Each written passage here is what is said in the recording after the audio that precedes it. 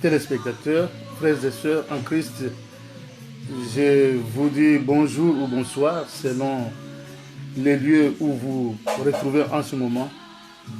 Je suis votre frère Sonny Chabani à partir de Londres, en Grande-Bretagne.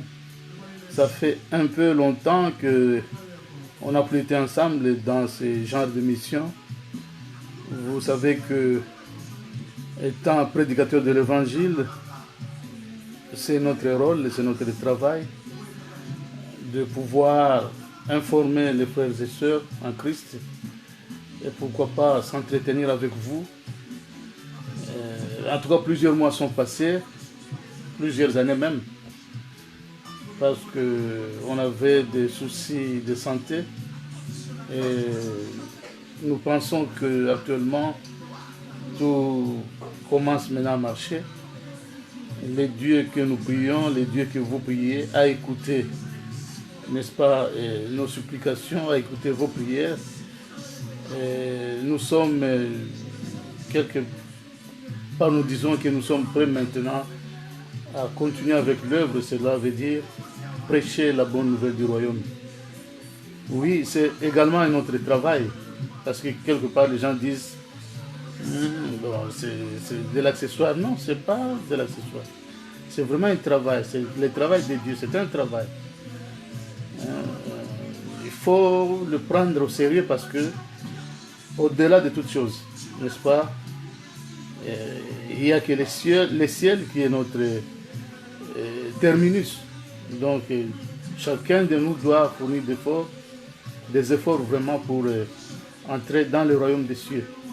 Ce matin, j'étais en train de méditer sur le verset de Matthieu chapitre 16, verset 26.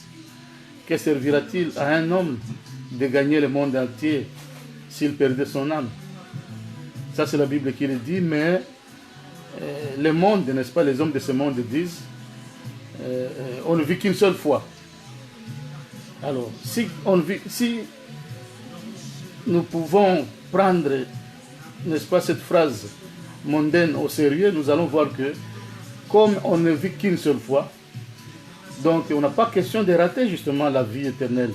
Il faut tout faire par cette vie mondaine, n'est-ce pas, de fournir le maximum afin de pouvoir obtenir le billet pour le ciel. Et je suis très content de vous revoir et je pense que nous allons établir tout un programme. Il faudra peut-être que ce soit de bonnes prédications une fois par semaine, des exhortations peut-être chaque jour, pourquoi pas. Parce que de la même manière que nous mangeons, de la même manière que nous buvons, il faudrait que de la même manière nous puissions également justement manger la nourriture spirituelle comme nous le disons. Un petit problème, c'est celui peut-être des langues. Dans combien de langues il faudra s'exprimer? Personnellement, je parle le lingala, je parle le swahili, je parle le français et l'anglais. Et il n'est pas facile de préparer une émission de 30 à 1 heure du temps dans ces 4 langues. Ce n'est pas facile aussi. Alors, qu'est-ce qu'il faudra? Je ne sais pas. Dieu va nous inspirer. Et bien sûr, c'est quelque chose qui va intéresser ceux-là qui sont en train de chercher à aller au ciel avec moi. Tous ceux-là qui ont encore besoin de festoyer, de s'occuper des choses de ce monde à 100%, tous ceux-là qui ont toujours ce besoin de polémique, discutailler sur des choses qu'il ne faut même pas discuter, je pense que leur place ne sera pas ici. Alors, dans cette petite exhortation, nous devons voir une chose importante, c'est celle du temps qui nous reste ici sur la terre. Quel âge tu as, mon frère? Quel âge tu as, ma soeur? Ça fait combien de temps qu'on te parlait de Jésus-Christ de Nazareth? Tu as été dans des églises, et tu es ami d'un pasteur, tu chantes, et tu as des chansons chrétiennes ou religieuses, disons ça comme ça. Qu'est-ce que cela te fait? Tu travailles du lundi au vendredi ou du lundi au samedi, c'est vrai.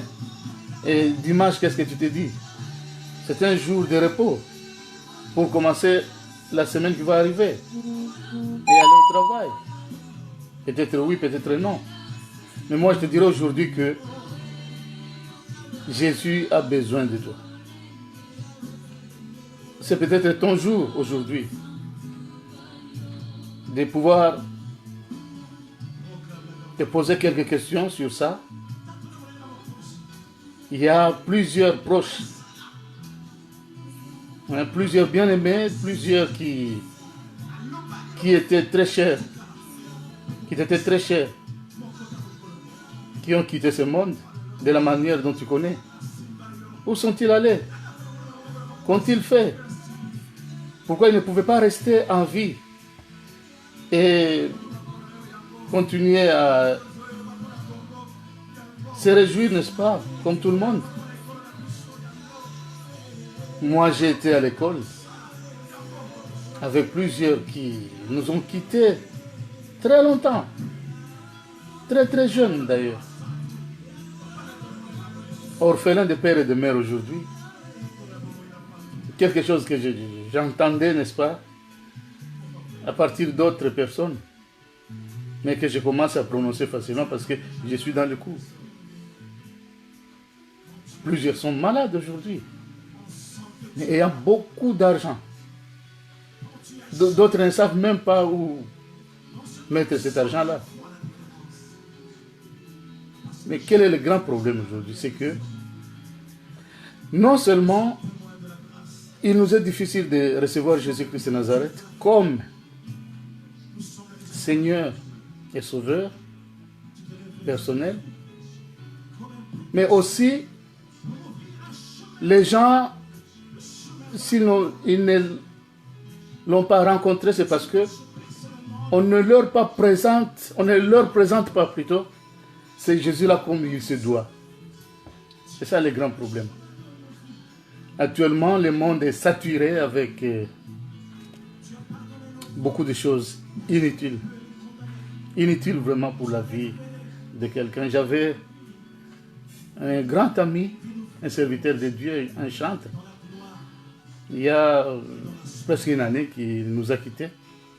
Kanguma Senga qui disait toujours que personne ne joue avec ton éternité. Ah oui, il s'agit de l'éternité.